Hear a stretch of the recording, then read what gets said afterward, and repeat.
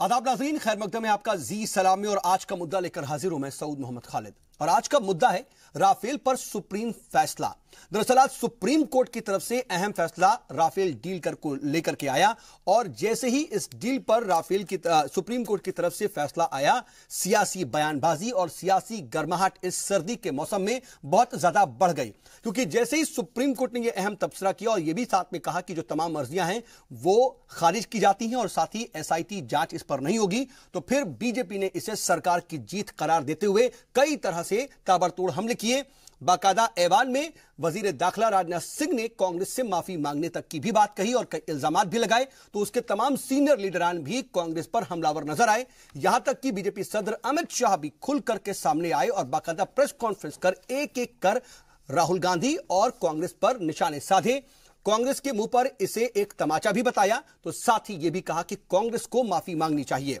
इसके जवाब में हालांकि कांग्रेस की तरफ से भी जवाब आया और यह कहा गया कि हम अपने मौकिफ पर डटे हुए हैं। सब कुछ तो कहा गया, लेकिन उसके बाद जब राहुल गांधी अभी कुछ देर पहले प्रेस कॉन्फ्रेंस करने पहुंचे तो राहुल गांधी के भी तेवर बिल्कुल जुदा नजर आए। हम पूरी सरगर्मी पर जरा बात करेंगे और तफसील से बातचीत के लिए हमारे साथ जुड़ेगा खास पैनल। लेकिन आज कि पूरी सरगर्मी पर एक खुसूसी रिपोर्ट पहले आपको दिखा देते हैं, उसके बाद होगी बातचीत की शुरुआत। देखिए ये रिपोर्ट।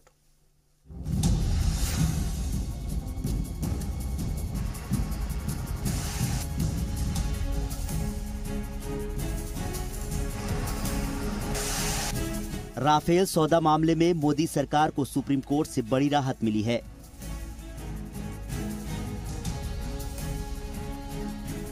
सुप्रीम कोर्ट ने अदालत की निगरानी में राफेल डील की जांच की मांग से जुड़ी सभी अर्जियां खारिज करते हुए कहा कि राफेल एयरक्राफ्ट खरीद के प्रोसेस में शक की कोई गुंजाइश नहीं है। इसमें कारोबारी तफरके जैसी कोई बात सामने नहीं आई है। भारत को एयरक्राफ्ट की जरूरत है, एयरक्राफ्ट की सलाहियत पर शक नहीं है। कांग्रेस पार्टी और अन्य लोगों को इस पर गंभीर चिंता करनी पड़ेगी कि देश हित में सुरक्षा को लेके इस प्रकार की राजनीति कहां तक उचित है। देश को जरूरत है हवाई जहाजों की, तो इस वक्त तो जरूरत है सुरक्षा की दृष्टि से, तुरंत जरूरत है। और जो भी हमने एग्जामिन किया उसमें हम ये नहीं पाया कि इस प्रकार का कोई गड़बड़ हुई है। उधर सुप्रीम कोर्ट के फैसले पर वजीर दाखिला राजनाथ सिंह ने कहा कि राफेल डील का मामला शुरुआत से ही एकदम साफ था। उन्होंने अपोजिशन, खासकर कांग्रेस पर देश की दिफाई जरूरतों से खिलवाड़ करने का इल्जाम लगाया। कांग्रेस ने बराबर अपनी तरफ से कोशिश की। इनके ऊपर भ्रष्टाचार के गंभीर आरोप रहे हैं, यहाँ तक कि इनके शासनकाल में मंत्रियों को जेल की हवा तक खानी पड़ी है। तो इन्होंने सोचा कि हम तो डूबे हैं सनम, तुमको भी ले डूबेंगे। शायद इसी सोच के आधार पर उन्होंने इस सरकार को बदनाम करने की कोशिश की है और सरकार को बदनाम करके अंतर्राष्ट्रीय जगत में भारत की छवि को भी धूमिल करने का प्रयास किया है। अध्यक्ष महोदया, मैं यह मांग करना चाहता हूं, कांग्रेस पार्टी और कांग्रेस पार्टी के अध्यक्ष दोनों सदन में आकर यहाँ पर जो है सदन से क्षमा मांगे, देशवासियों से क्षमा। वही मामले पर खुद अमित शाह भी सामने आए और कांग्रेस को आड़े हाथों लिया। आज सत्य की जीत हुई है। कांग्रेस अध्यक्ष ने अपने और अपनी पार्टी के तत्काल फायदे के लिए झूठ का सहारा लेने की एक नई राजनीति की शुरुआत की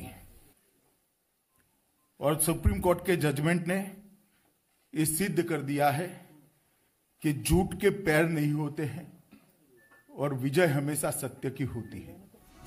इधर राफेल सौदे पर सुप्रीम फैसला आते ही संसद के दोनों ऐवानों में जमकर हंगामा हुआ।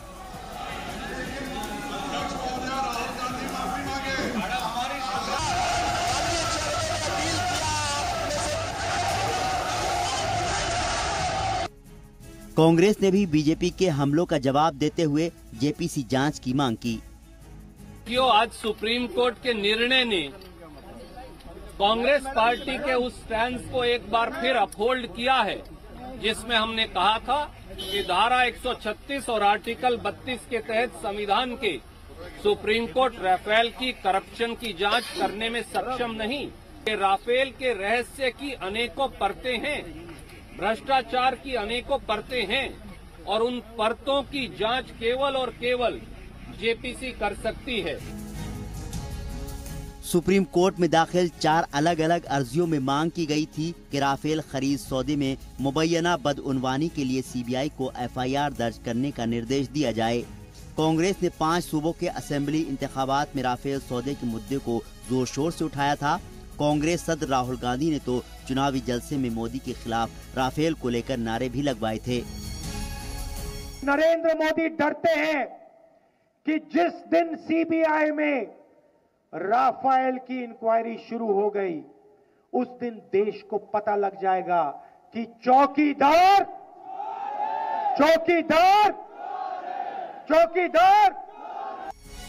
बहरहाल सुप्रीम कोर्ट के फैसले के बाद भी राफेल का मुद्दा गर्म है और इसके 2019 तक तो ठंडा पड़ने के आसार नहीं दिखाई देते। ब्यूरो रिपोर्ट, जी मीडिया।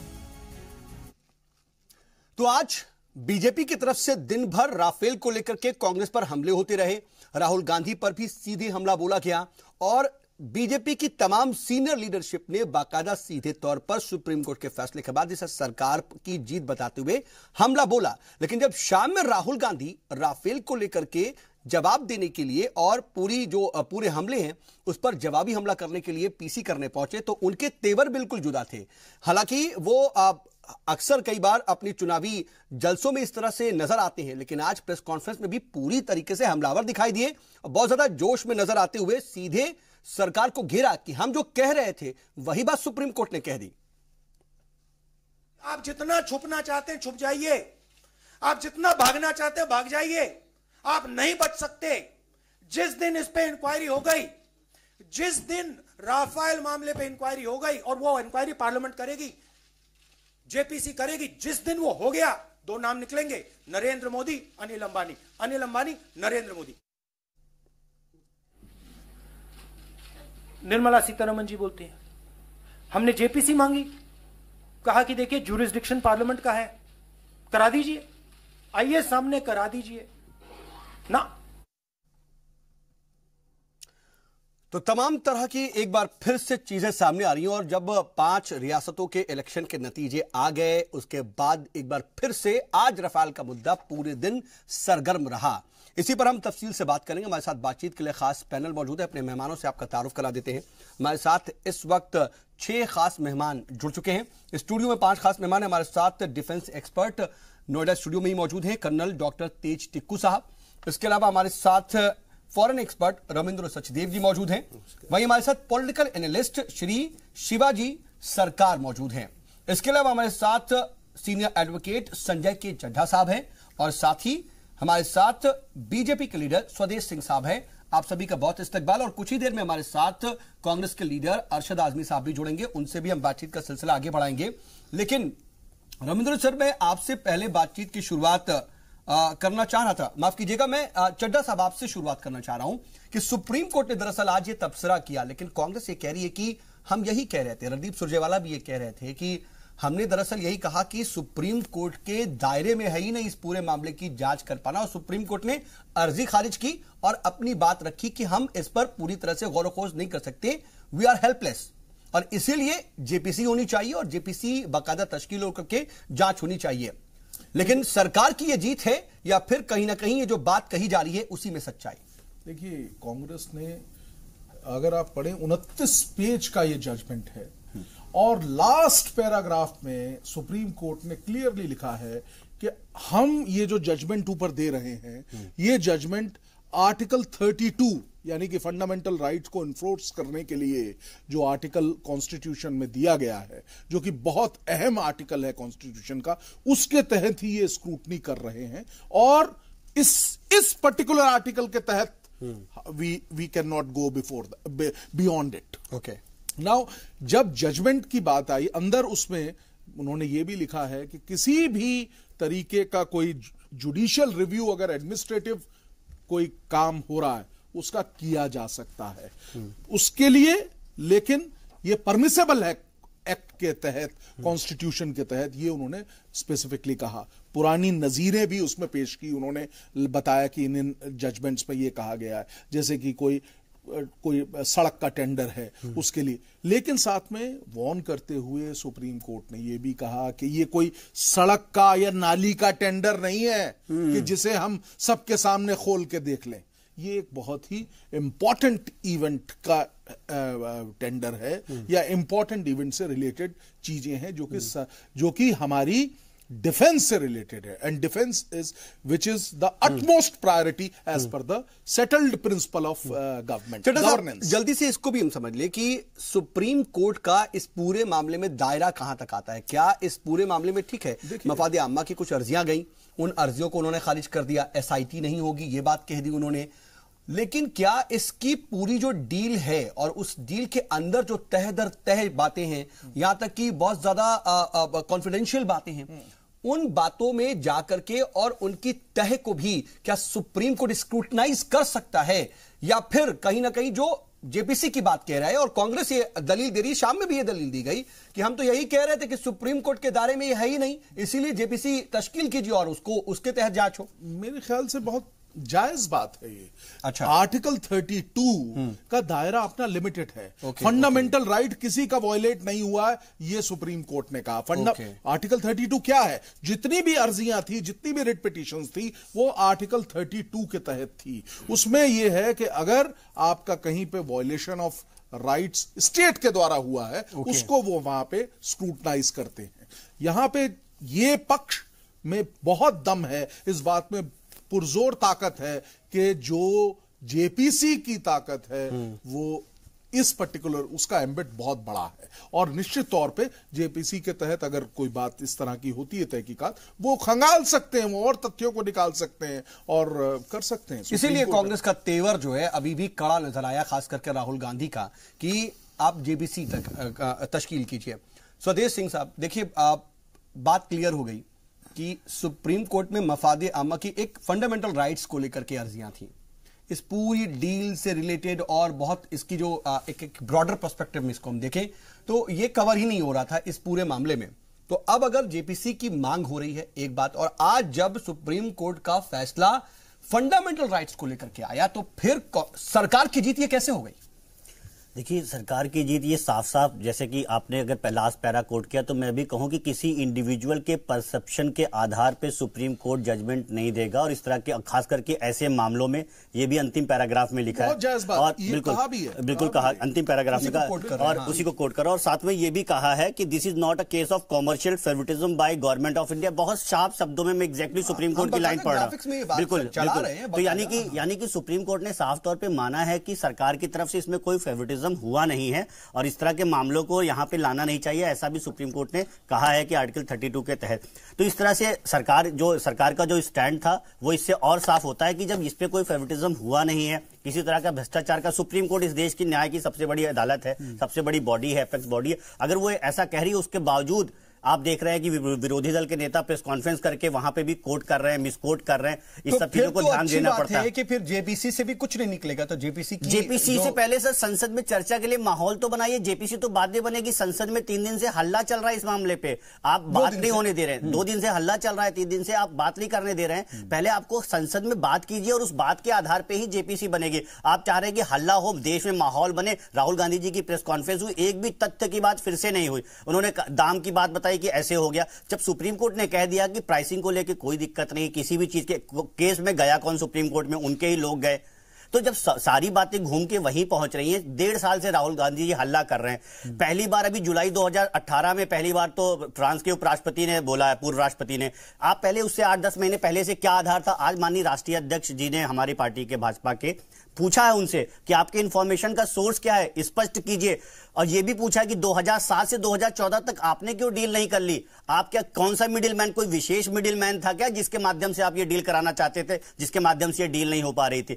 तो उन्होंने ये भी कहा कि राहुल गांधी को माफी मांगनी चाहिए। अगर 2002 में कहा गया था कि भाई देश की सुरक्षा पे संकट है और ऐसे जहाज खरीदे जाने चाहिए, राहुल गांधी भी तो बाहर आकर के ये कह रहे हैं कि हम कोई माफी नहीं मांगेंगे, हम जो सवाल पूछ रहे थे वही सवाल असल में आज और स्टैब्लिश हो गया। हम जो बात कर रहे थे कि सुप्रीम कोर्ट के दायरे की बात ही नहीं है, वही बात साबित हो गई। और हमने तो बाकायदा ये कहा कि बाकायदा अनिल अंबानी को फायदा पहुंचाने की बात उन्होंने कह दी एक बार फिर से अभी थोड़ी देर पहले, और ये भी कह दिया कि हम तो ये बात लेकर के कहीं नहीं गए ही ही नहीं थे कि फंडामेंटल राइट्स का वॉल्यूशन हुआ या नहीं हुआ, बल्कि हम प्राइसिंग को लेकर के कह रहे हैं। तो प्राइसिंग को लेकर भी उन्होंने कोर्ट किया, प्राइसिंग लेकिन वो भी आकर के आप माफी की बात कर रहे हैं, वो फिर से हमला कर रहे हैं। उन्होंने देखिए सुप्रीम कोर्ट ने प्राइसिंग की बात पे साफ साफ कहा है कॉमर्शियल। और एक बात जो आपने बोला कि तो उसमें देखिए फ्रांस के पूर्व राष्ट्रपति ने जो कहा है, वर्तमान के विदेश मंत्री, वर्तमान की सरकार और वर्तमान के राजदूत ने भी बोला है कि भाई इसमें कोई भी गड़बड़ नहीं है। जल्दी से एयर चीफ मार्शल ने कहा है कि कोई गलती नहीं हुई है। तो इस देश की संस्थाओं पे विश्वास करना पड़ेगा राहुल गांधी को।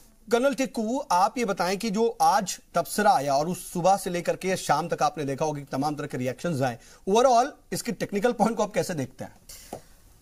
देखिए, मैं ये मानता हूं कि राफेल का मुद्दा उठाने से कांग्रेस पार्टी को बहुत ज्यादा फायदा हुआ है। हमारे देश में जितने भी राजनीतिक हैं, मोदी है या कोई और भी है, उनकी छवि इतनी पूरे मतलब पॉलिटिकल सेटअप की छवि इतनी खराब है कि आप कोई भी कीचड़ उन पर फेंको वो लग जाता है। और कांग्रेस पार्टी और उससे पहले बीजेपी, उससे पहले कई और पार्टी, कोई भी मुद्दा मिलता है तो उसको पॉलिटिकल फायदा उठाने की कोशिश कर रहे हैं और कांग्रेस को पॉलिटिकल फायदा इससे काफी सारा हुआ है राफेल से। लेकिन जब सुप्रीम कोर्ट में मामला जाता है तो आप प्रिजम्पशन पर वहां बात नहीं कर सकते, आपने सॉलिड प्रूफ देना है कोर्ट के अंदर। सुप्रीम कोर्ट ने बोला कि हम एक सिट नहीं एस्टैब्लिश करते क्योंकि हमारे सामने जो मामला आया है वो इसके काबिल नहीं है कि हम एक जांच शुरू करें अपने दायरे में, क्योंकि उसमें दो चार चीजें उन्होंने देखी। उन्होंने कहा हम प्रिजम्पशन पर बात नहीं कर सकते क्योंकि कोई प्रूफ उनको दिया नहीं गया। फंडामेंटल प्रॉब्लम क्या है इस डील के साथ? फंडामेंटल प्रॉब्लम जिसके ऊपर सारा मुद्दा बेस्ड है वो ये है कि अप्रैल 2015 में जब डसॉ और HAL के बीच में बातचीत 4 साल से चल रही थी, वो कहीं पहुंच नहीं पा रहे थे।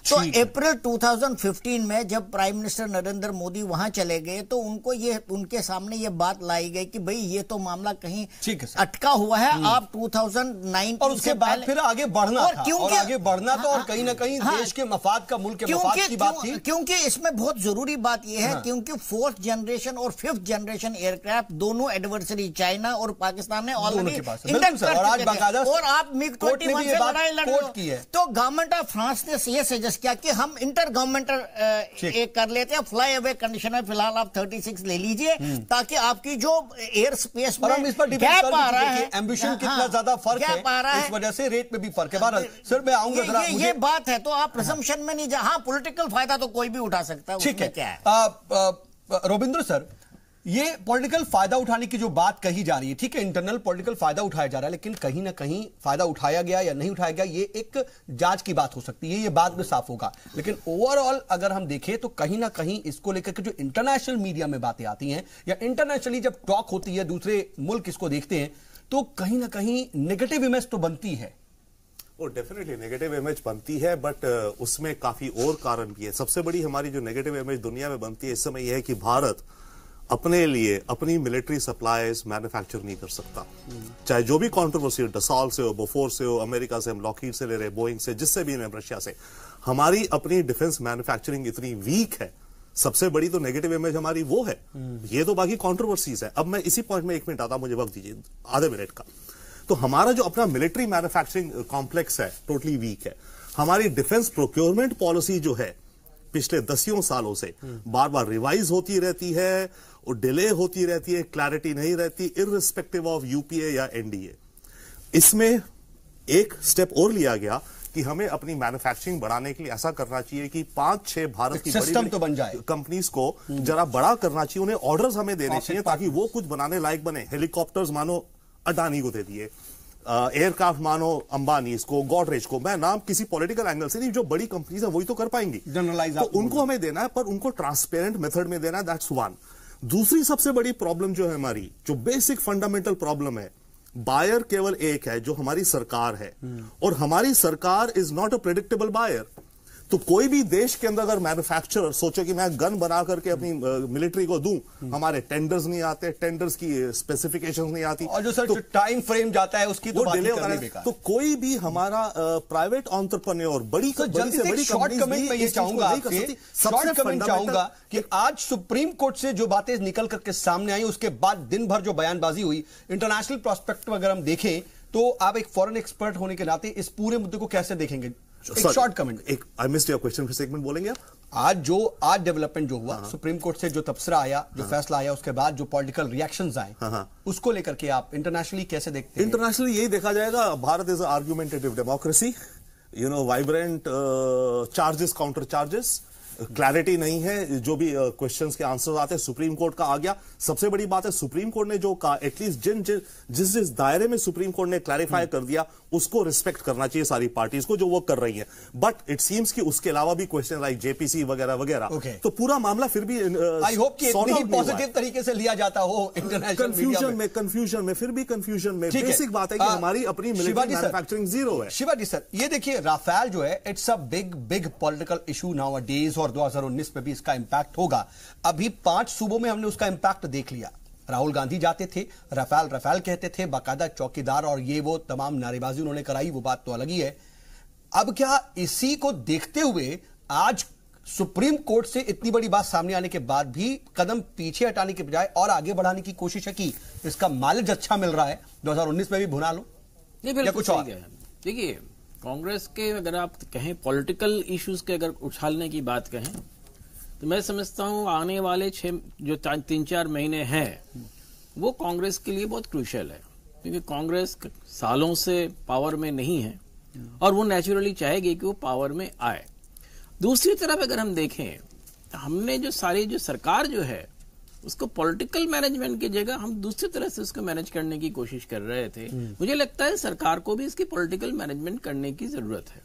देखिए, जो चीजें आज सुप्रीम कोर्ट ने कहा है वो टेक्निकली सुप्रीम कोर्ट का बिल्कुल सही है, उन्होंने बात कही है, क्योंकि ये ऐसी चीजें हैं और इस तरह की चीजें हैं जिसमें कोई एविडेंस नहीं हो सकता है। क्योंकि राहुल गांधी जो कह रहे हैं, कांग्रेस जो कह रहे हैं, वो कोई एविडेंस पे बेस्ड नहीं है, वो एक पब्लिक परसेप्शन क्रिएट करने के लिए कहा जा रहा है। अब पब्लिक परसेप्शन क्रिएट करने के लिए जो भी आप कह दीजिए, अगर वो चिपक गई तो चिपक गई, नहीं चिपके तो रह गई। तो ये लेकिन बात तो ये भी है ना सर कि इसके अंदर की गहराई कितनी है, सच्चाई कितनी है, ये भी तो समझना बहुत जरूरी है। उसकी सच्चाई जो है, सुप्रीम कोर्ट ने जो कहा हम उसको सच्चाई मान लेते हैं, पर पॉलिटिकली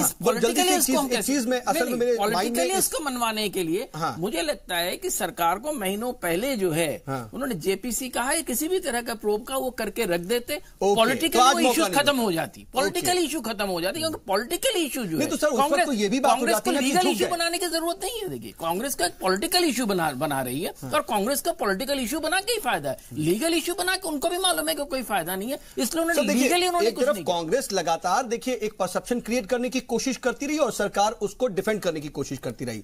अगर हम अभी पूरी सिचुएशन देखें तो क्या यह दिखती है कि कांग्रेस कामयाब रही एक परसेप्शन क्रिएट करने में, कहीं ना कहीं उसका असर भी हुआ? क्या मैंने पहले ही आपसे कहा कि बिल्कुल कांग्रेस जो है इस मामले में कामयाब रही है, और यही चीज जो है सरकार जो है शुरू में ही स्टेप्स ले लेती तो ये जो माइलेज कांग्रेस को मिला वो नहीं मिला। ठीक है, सुदेश साहब आपसे भी जवाब लूंगा। और ठीक है, सुरजेवाला साहब ने भी अपनी बात रखी, राहुल गांधी ने भी पीसी कर दी, लेकिन सरकार जो है वो ये कह रही है कि ये दरअसल सरकार की जीत है और कांग्रेस को इस पर माफी मांगनी चाहिए मुल्क से। क्या कहेंगे आप? नहीं, देखिए, जो पिटिशन ML शर्मा एंड जो बहुत से सीनियर्स लीडर, आम आदमी पार्टी के लीडर्स और भी बहुत से, यशवंत सिन्हा जी, इन लोगों ने जो पिटिशन दायर किए थे, तो सुप्रीम कोर्ट ने तो बंद लिफाफे में जो भी इंक्वायरी सरकार से मांगी थी, तो मैं समझता हूं कि पहले तो ये कि वो सारी रिपोर्ट जो सरकार ने उनको क्या पेश की है, इसके बारे में जो पिटिशनर्स को भी नहीं पता है अभी तक कि वो रिपोर्ट्स क्या है जो सरकार ने, जिस पर वो अपनी पीठ थपथपा रहे हैं, वो कौन सा आधार या तथ्य जो सुप्रीम कोर्ट को उन्होंने पेश किया है, और उसी बुनियाद पे सुप्रीम कोर्ट, तो जाहिर सी बात है सुप्रीम कोर्ट है, वो सरकारी मामलात में दखल नहीं देगा। वो ये दखल नहीं देगा कि आप डील कितने में कर रहे हो, वो ये दखल नहीं देगा आप डील किसके जरिए करवा रहे हो। तो यहाँ जो कांग्रेस का जो इश्यू है वो अभी तक बना हुआ है। वो कांग्रेस ने जो बात शुरू में उठाई थी कि राफेल डील एक ऐसे ना तजुर्बेकार कंपनी के नाम दे दी गई, अनिल अंबानी, जिनकी कंपनी 3 महीने पहले लॉन्च हुई थी और जिनको कोई तजुर्बा नहीं था जेट और जितने भी एरोप्लेन के सिलसिले से कोई तजुर्बा नहीं था, जिनका जो तजुर्बे में थे वो उसको छोड़ करके आपने इनको क्यों चुना?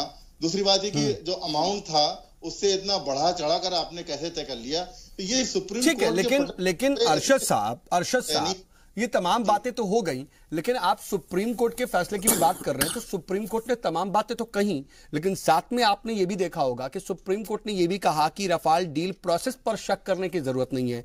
एक बात उन्होंने ये भी कह दिया कि रफाल डील की एसआईटी जो जांच की मांग हो रही है वो नहीं की जानी चाहिए, उसको खारिज कर दिया। सुप्रीम कोर्ट ने यह भी साफ कह दिया कि डील में किसी भी तरह की फाइनेंशियल जो प्रॉफिट है यानी कि इक्तिसादी मफाद नहीं नजर आती है। तो ये जो आप दो तमाम बातें कह रहे हैं स्टेप बाय स्टेप कि फायदा पहुंचाया, इससे डील लेकर के उसको दे दिया, तो ऐसा तो नहीं है। सुप्रीम कोर्ट ने कम से कम इतना तो क्लियर ही कर दिया। नहीं, सुप्रीम कोर्ट ने क्या क्लियर किया है? आप बताएं, सुप्रीम कोर्ट ने क्या ये कह दिया कि आपको डील जिससे की है वो बिल्कुल दुरुस्त की है, आपने जो रेट अमाउंट तय किया है तो वो तो कह रही है कि हम इसमें जा ही नहीं सकते, इसके अंदर डिटेल करना हमारे हद से बाहर की चीज है। यही है मेन इशू, यही है कि जेपीसी के जरिए अगर इस पर डिस्कशन करने के लिए कहा जा रहा है तो भारतीय जनता पार्टी को क्यों एतराज है? स्वदेश साहब देखिए बात वही घूम करके आ गई कि सुप्रीम पहली बात तो माननीय सुप्रीम कोर्ट ने ये बोल दिया है कि इसमें कमर्शियल फेवरेटिज्म का कोई केस बनता नहीं है, पहली बात। और दूसरी बात आपने जहां तक जेपीसी की कही है उसके लिए पहले संसद में चर्चा करनी पड़ेगी, संसद में वातावरण बनाना पड़ेगा। 2 दिन से हल्ला बोल की जो स्थिति है संसद में, उससे जेपीसी नहीं बनेगी। जेपीसी भी तो संसद में ही बनेगी, संसद में पहले एक बार चर्चा होने दीजिए, चर्चा होगी तो उसी चर्चा से जेपीसी निकलता है तो जेपीसी भी बनाई जाएगी, लेकिन पहले संसद में माहौल बनाने दे। सिर्फ हल्ला करने से, पीसी करने से नहीं होगा। 1.5 साल से हल्ला चल रहा है, एक भी तथ्य आज तक प्रस्तुत नहीं किए गए। हल्ला हमेशा आप लोगों ने किया है, कांग्रेस ने नहीं किया है। कांग्रेस इश्यूज पे रहती है, हल्ला करने वाला काम जो है वो आप लोगों का है। अगर जेपीसी की बात बहुत शांत एटमॉस्फेयर में आज से नहीं बहुत दिनों से कही जा रही है, उस वक्त तो हल्ला नहीं था। उनको लेटर लिख के भी कहा गया, उनसे सिफारिशें भी करी गई कि आप जेपीसी के जरिए इसकी बहस करा लें। तो आपको अगर किसी बात का शक नहीं है तो आपको क्या एतराज है कि देश की लोकतांत्रिक तरीके से जो सरकार नहीं, लेकिन आज अरशद साहब इशारा मिला है जेपीसी की तश्कील करने का, और जैसे स्वदेश साहब भी खुद कह रहे हैं कि आप चर्चा होने दीजिए, फिर जेपीसी की बात वहीं पर हो जाएगी। अमित शाह ने भी ठीक है आप पर हमला बोला, लेकिन जेपीसी को लेकर के भी कई इशारा साफ दे दिया कि अगर चाहते तो ठीक है जेपीसी हो जाएगी। फिर निर्मला सीतारमण भी आई और अरुण जेटली साहब भी आए, उन्होंने भी इसी का इशारा दिया साफ तौर पर। तो अब तो दिक्कत नहीं है ना, अब आप एक हेल्दी वे में डिस्कशन होने दीजिए। उसके बाद जेपीसी अगर नहीं लाती है सरकार या आपके डिमांड पर वो आगे नहीं बढ़ती है तो फिर हल्ला समझ में आता है। पहले से ही हल्ला, लगातार हल्ला, ये ठीक है क्या? ठीक है, देखिए एक लोकतांत्रिक तरीके से जो प्रेशर बनाने का जो तरीका है वो हमारी पार्टी अपना रही है। तो काम कर रहा है ना वो, अब वो काम कर रहा है। देखिए कह रहे हैं यहां पर कि आप थोड़ा सा चर्चा आगे बढ़ाइए, हम जेपीसी पर भी सोचेंगे। क्योंकि कांग्रेस पार्टी को इनकी बातों पे एतबार नहीं रह गया है। कांग्रेस पार्टी क्या पूरे देश को एतबार नहीं रह गया कि ये जेपीसी लाएंगे, क्योंकि इनको अगर ये लाना होता तो अब तो ला चुके होते, इसलिए ये प्रेशर बनाना भी जरूरी है। तो ये कहीं ऐसा तो नहीं है कि आपने एक परसेप्शन ही बना लिया कि इनको तो लाना नहीं है इसलिए हमें हंगामा करते रहना है? अरे आप थोड़ा सा आप खामोश होकर के बात तो कीजिए।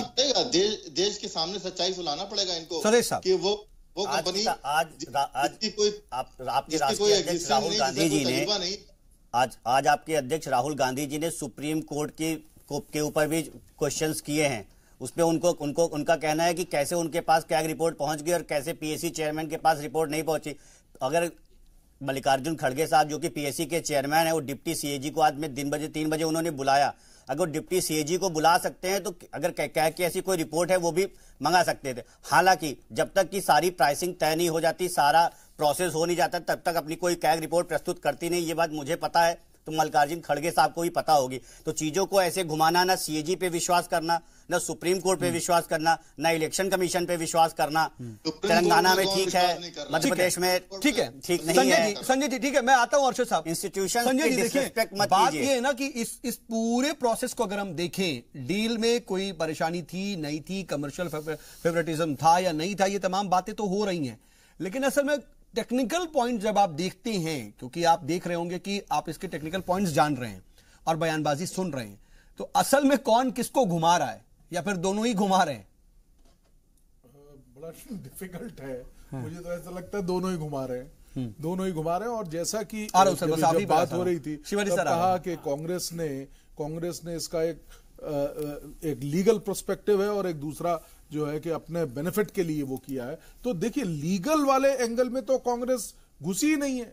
लीगल तो तमाम कुछ एक लॉयर्स ने ये पिटीशंस डाली थी, कांग्रेस ने तो कोई पिटीशन डाली नहीं, वो सीधे जेपीसी मांग रहे हैं। वो तो सीधे जेपीसी शुरू से ही चल रहा है, कांग्रेस की कोई पिटीशन नहीं है इसमें। I wanted to officially at least बिल्कुल ऑफिशियली कांग्रेस की कोई पिटीशन नहीं है। लेकिन जो बाकी तमाम जो लोग हैं उनका एफिलिएशन कांग्रेस से होगा तो मुझे नहीं मालूम है। लेकिन कांग्रेस ने ऑफिशियली कोई भी पिटीशन नहीं दायर की है। ठीक है शिवाजी सर, आप कुछ कहना भी चाह रहे हैं, और यही बात में भी कि घुमाने फिराने की बात हो रही है कि कौन किसको घुमा रहा है, मुल्क के साथ कौन जो है लुका छिपी खेल रहा है। देखिए, इसमें दो चीजें खास करके हैं। अगर कांग्रेस की तरफ से ले तो कांग्रेस के लिए एक मौका ये मिला है कि वो दिखाना चाहते हैं कि राफेल में अगर कुछ है तो बोफोर्स में भी कुछ होगा, और राफेल में कुछ नहीं है तो बोफोर्स में भी नहीं है। तो बोफोर्स और राफेल को वो साथ साथ ले आना चाहते हैं और दिखाना चाहते हैं अगर बोफोर्स में गड़बड़ी है तो राफेल में भी गड़बड़ी है। अगर पब्लिक परसेप्शन बोफोर्स में खराब हुआ तो राफेल में खराब होना चाहिए। तो ये जो एक आप कह सकते हैं कैंपेन स्ट्रेटेजी, और कांग्रेस उसको जो है कामयाबी तरीके से वो कर रही है। और दूसरी चीज जो है, एक चीज जो नहीं तो आज जो है, आज कहीं ऐसा तो नहीं हो गया कि खोदा पहाड़ निकली चुहिया, अगर सुप्रीम कोर्ट ने जो बात कही उस पर मैं आपसे समझना चाहूंगा। नहीं, देखिए, सुप्रीम कोर्ट ने जो कुछ कहा है, सुप्रीम कोर्ट ने एक दायरे में कहा है, जैसे संजय जी ने भी कहा, एक दायरे में कहा है कि हमारा दायरा यहां तक है, इसके आगे हम नहीं जा सकते। स्पेशली मेंशन किया है, बिल्कुल स्पेशली उन्होंने मेंशन किया, हर जजमेंट में नहीं करते हैं, बिल्कुल मेंशन किया। हाँ, उन्होंने कहा कि हमारा दायरा इसके आगे नहीं है। तो वो दायरा जो नहीं है, तो उसका जो लूप है वो कांग्रेस उसका फायदा उठाना चाह रही है, और उस फायदे को जो पॉलिटिकल ये इशू है उसको गवर्नमेंट कैसे टैकल करेगी वो गवर्नमेंट को देखना है। दूसरी चीज, मैं एक चीज समझता हूं, जो रविंदर जी ने कहा कि हमारी जो प्रोक्योरमेंट पॉलिसी की बात है, प्रोक्योरमेंट पॉलिसी के साथ मेरे ख्याल में एक चीज जो साफ होनी चाहिए, जो बोफोर्स से लेके बार बार पार्लियामेंट के बाहर या अलग से कहा जाता है, डिफरेंट पॉलिटिकल पार्टीज ने भी कहा है कि कोई भी डील होगा किसी न किसी तरह का एक मिडिलमैन डेफिनेटली होगा या एजेंट होगा। तो एजेंट की क्या भूमिका होगी, उसके कट्स होंगे नहीं होंगे, उस पे मेरे ख्याल में अभी तक और जो एजेंट होगा वो फायदा ही के लिए तो आएगा, डेफिनेटली आएगा। तो मेरे ख्याल में कम और ज्यादा की बात अलग है, या वो किसको और फायदा पहुंचाता है वो अलग है। वो चीज जो है ब्लैक एंड व्हाइट में एक आ जाना चाहिए कि किसी भी डील में डिफरेंट डील्स के हो सकता है, अलग अलग वो हो, तो वो एक जो क्लैरिटी अगर आ जाती है कि इस डील में इतना हो सकता है, इस डील में इतना हो सकता है, इस तरह का डील है तो इतना हो जाए, तो मेरे ख्याल में बहुत सारी चीजें जो परसेप्शनल होती है, वो परसेप्शनल चीजें बहुत सारी चीजें खत्म हो जाएगी।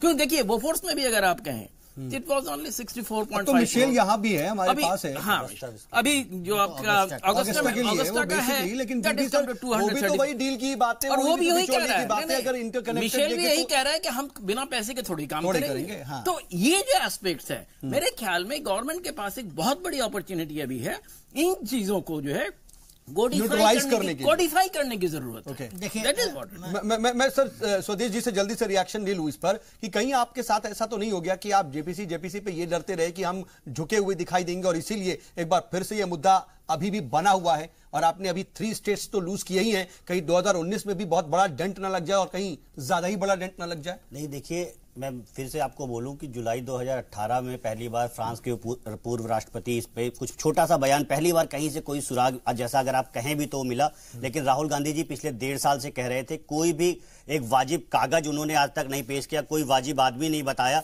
मिडिलमैन का नाम नहीं, मिडिलमैन का तो नाम लिया जाना चाहिए ना, अगर उनके पास इतने सारे सोर्स हैं, सोर्स ऑफ इंफॉर्मेशन। ये गवर्नमेंट टू गवर्नमेंट डील है, ऐसी बहुत सारे देशों में होती है, जो गवर्नमेंट टू गवर्नमेंट डील होती है। वो कहते रहे कि आप HAL से आपने कॉन्ट्रैक्ट लेकर राहुल गांधी, आपको पता होगा, मुझे पता है राहुल गांधी जी को नहीं पता, अंबानी को फायदा पहुंचाया। आपको पता होगा राहुल गांधी जी को नहीं पता कि फाइटर पायलट होता है राफेल सर, हेलीकॉप्टर नहीं होता है। राहुल गांधी जी को पता नहीं है कि पता, लेकिन आपको पता है, मैं जानता हूं। तो फाइटर प्लेन आज तक HAL ने बनाया नहीं है, और ये दौसा तय करेगा कि उसको यहां पार्टनर किसको लेना है। और बार बार जो राहुल गांधी कहते हैं कि अनिल अंबानी और रिलायंस 42 पार्टनर है, कोई 45 लेके 100 पार्टनर कर रहा। चलिए ठीक है, 30,000 का आंकड़ा, 30,000 करोड़ का आंकड़ा देते हैं। ये डिटेलिंग अलग हो गई, लेकिन जैसा कि शिवाजी सर ने एक बात कही कि आपके पास मौका था, आप जेपीसी अगर पहले ही बना देते और उसमें भी टाइम फिक्स हो जाते। जेपीसी बनने के अगर एक ग्राउंड नहीं था, दलाली हो, एक पैसे का भ्रष्टाचार हो, तब एक मेजर ग्राउंड नहीं था। ठीक है, टिक्कू सर भी इसमें कुछ कहना चाह रहे थे। आ रहा था, हम कई सारी चीजें इसमें मिक्सअप कर रहे हैं। मैं दो विषयों असल मिक्सअप है असल में। मैं दो, देखिए मिशेल की बीच में बात आ गई। प्रॉब्लम ये नहीं है कि मिडिलमैन को पैसा देना है या नहीं देना है। प्रॉब्लम ऑगस्टा वेस्टलैंड में ये थी कि उसकी जो सीलिंग थी वो 6,200 मीटर से लेकर उन्होंने 4,100 मीटर कर दी, जो कि ऑपरेशनली अनएक्सेप्टेबल था और उसमें पैसा बना दिया। वो कोई मतलब नहीं था। हाँ, वो इशू अलग है, वो इशू अलग है। दूसरी बात, दैट्स अ डिफरेंट इशू। यहाँ पर लेकिन फायदे की बात हो रही है, यहाँ पर उसका नाम आ गया बाहर। मैं यही बता रहा हूं, देखिए यहाँ पर फायदे की बात, जब तक आप कोई प्रमाण नहीं सामने लाते तो आप इस मामले को प्रूव नहीं कर सकते। लेकिन आपको कीचड़ उछालने से आपको काफी सारा फायदा मिला है और ये कांग्रेस पार्टी आगे करती रहेगी। जैसे सरकार साहब ने बोला, ये करती रहेगी जब तक इलेक्शन नहीं होगा।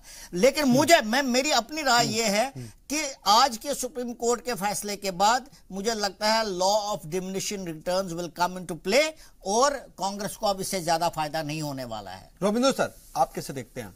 देखिए, मैं कमिंग बैक टू जो आप कह रहे थे, देखिए हमारी जो प्रोक्योरमेंट चल रही है, इस समय हम जो विदेश से चीजें खरीदते हैं, हम कहते हैं हमें एयरक्राफ्ट चाहिए 36, कम से कम हमारी इतनी स्क्वाड्रन्स कम हो गई है।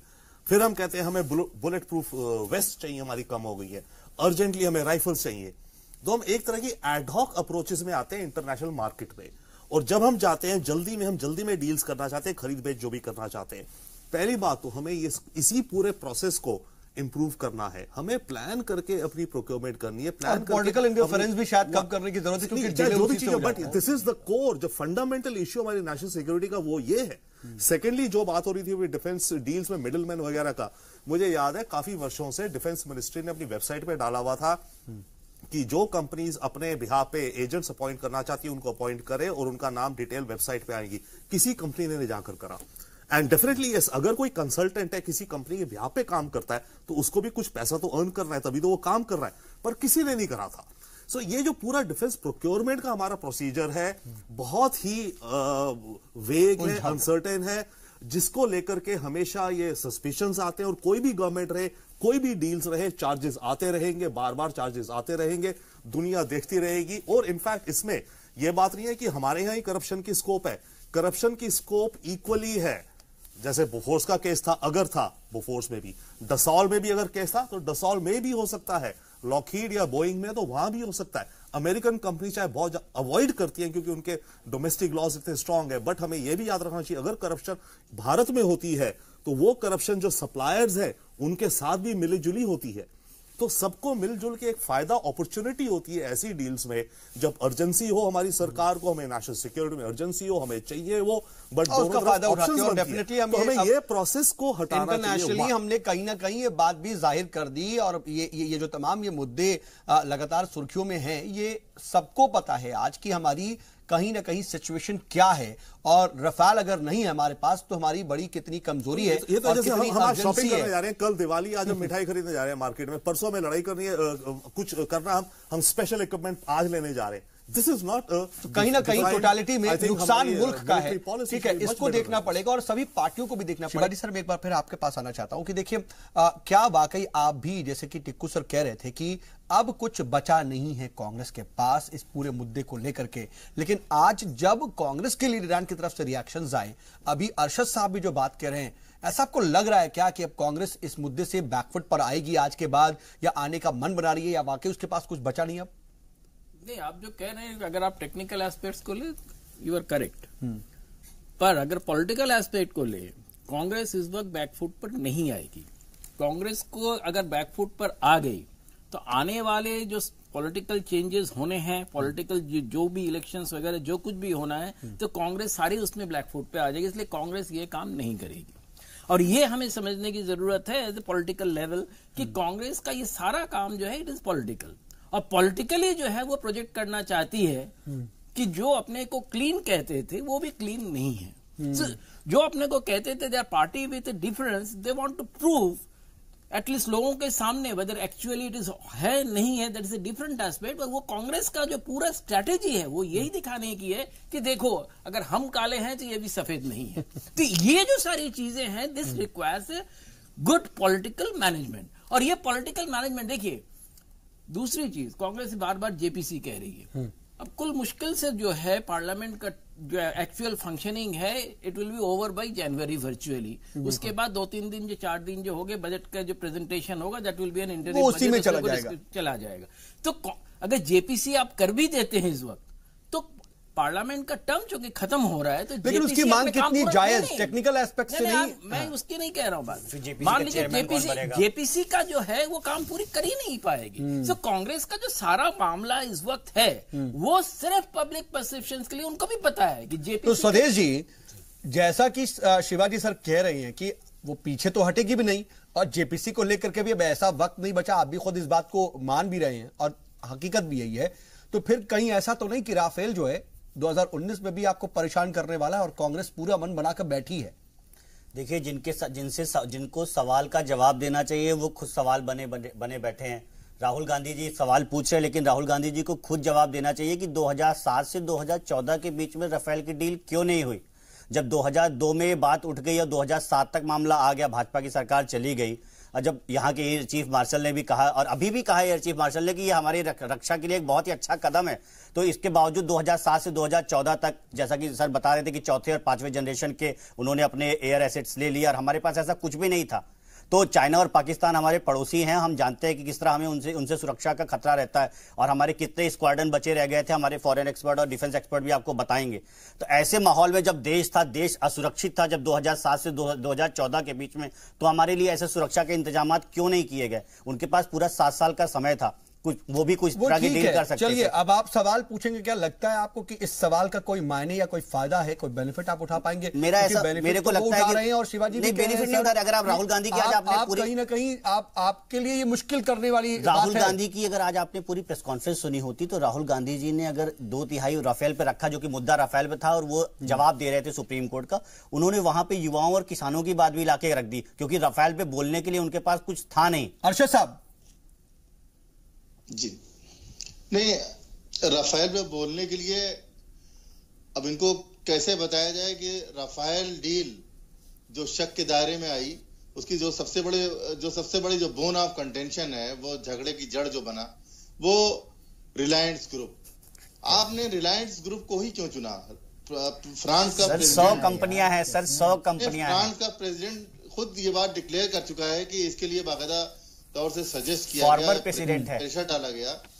एचएल कंपनी आपको नहीं दिखाई दे रही थी, जो सरकारी कंपनी थी और जिसमें सैकड़ों एम्प्लॉय थे देश के, जिनका अगर आपको ये डील करानी थी, क्या उन्होंने फाइटर प्लेन नहीं बनाए? नहीं बनाया सर, आज तक नहीं बनाया। ठीक है, ठीक है अर्शद साहब, आपको खैर पता है, इस बारे में तो कोई कहने वाली बात ही नहीं है कि एचएल ने क्या बनाया, अब तक क्या उसका जो है उसकी तारीख रही है। अब उस पर हम अलग से डिस्कस करें, ये भी ठीक नहीं है। लेकिन रविंद्र सर, जल्दी से मैं ये समझना चाहूंगा, ये देखिए बात वही है अभी जो अर्शद सर कह रहे हैं कि रिलायंस को क्यों चुना, एचएल को क्यों नहीं चुना गया, एचएल से क्यों ले ली गई डील वगैरह वगैरह। ये बार बार जो टेक्निकल एस्पेक्ट की बात की जा रही है, और अब ये भी दिख गया कि सुप्रीम कोर्ट ने भी अपनी बात कह दी कि अब the things are beyond above, हमारे से तो कम से कम बाहर की चीज है। तो क्या आपको लगता है कि अब बस यही काम रह गया है कि आप जेपीसी की कोशिश कीजिए, तश्कील कीजिए, लेकिन अब उसके लिए वक्त भी बहुत ज्यादा बचा नहीं? ये डेफिनेटली है, जैसे भी बात हो रही थी, पार्लियामेंट का जो सेशन आज शुरू हुआ है, कल शुरू हुआ है, 8 जनवरी को लास्ट सिटिंग है। तब तक जेपीसी अगर बन भी गई तो उसकी सिटिंग्स नहीं हो सकती, तो जेपीसी तो इन्फिनिटली मतलब ब्लैक होल में चली जाएगी। पर जो बात है, जिस कारण मेरे ख्याल से सरकार को 2019 से पहले, हाँ एग्जैक्टली, बिकॉज उसका पार्लियामेंट में बैठना नहीं है 8 जनवरी के बाद कोई सेशन नहीं है पार्लियामेंट का, फिर तो इलेक्शन है सीधी। आई थिंक जो इमेज के हिसाब से जो इशू जो ज्यादा बीजेपी और रूलिंग गवर्नमेंट को इफेक्ट कर रही है, वो है दसौल ने चाहे अपने आप ही चुना हो रिलायंस अनिल अंबानी को फॉर द ऑफसेट पार्टनर, उसको लेकर के डेफिनेटली क्वेश्चंस बनते हैं, जो उसका जवाब उठाते रहे, क्योंकि the company is technically bankrupt रह चुकी है, वो कंपनी पास्ट एक्सपीरियंस नहीं है, काफी मल्टीपल फैक्टर्स हैं। बट एक और चीज है जो भी हम डिफेंस प्रोक्योरमेंट, मतलब वही वाली बात की कम से कम राफेल नहीं बनाया तो हेलीकॉप्टर तो बनाया, और रिलायंस ने तो वो भी नहीं बनाया। हाँ, exactly. वाली बात। लेकिन खैर वो तो सबको पता है कि गवर्नमेंट ने हमारी बड़ा प्रयास कर रही है 2016 की प्रोक्योरमेंट पॉलिसी के बाद कि हमारे देश का इकोसिस्टम बढ़े। कुछ कंपनीज ऐसी हो जो वॉरशिप्स बनाने लायक बने, कुछ कंपनीज ऐसी जो राइफल्स बनाने लायक, कुछ एयरक्राफ्ट बनाने लायक। तो वो जो इकोसिस्टम बनना है, हो सकता है उसमें रिलायंस अंबानी कंपनी है थी, पर ये गवर्नमेंट ठीक से क्लैरिफाई नहीं कर पाई कि हम पूरे देश की मिलिट्री मैन्युफैक्चरिंग बढ़ाना चाह रहे हैं। यही कांग्रेस को मौका भी दे रहा है। ठीक है सर, बहुत वक्त बिल्कुल कम है, जल्दी से संजय जी मैं आपसे फाइनल कमेंट बहुत शॉर्ट में लेना चाहूंगा कि हम ये माने कि अब सुप्रीम कोर्ट से तो ये मामला ऊपर आ चुका है और उसके आगे बढ़ चुका है। देखिए मेरा मानना सुप्रीम कोर्ट का जो रोल है इस पूरे मामले में वो क्या खत्म या फिर कुछ और भी हो सकता है डेवलप? देखिए अगर किसी और नए पुख्ता सबूत के साथ सुप्रीम कोर्ट के आगे कोई और अगर जाना होता तो कांग्रेस जाती, जो उठा रही मुद्दा वो गई नहीं। बट मेरा मानना यह है कि जो कांग्रेस के 4 या 5 सवाल हैं वो अभी भी अनआंसर्ड रहे हैं, वो लाइव हैं। इसलिए मेरा मानना यह है कि जेपीसी अगर वो बना देते हैं तो कम से कम मुद्दा थोड़े देर के लिए स्टैंड स्टिल हो जाएगा। मेरा मानना यह है कि अभी उन कांग्रेस के सवालों के जवाब नहीं मिले।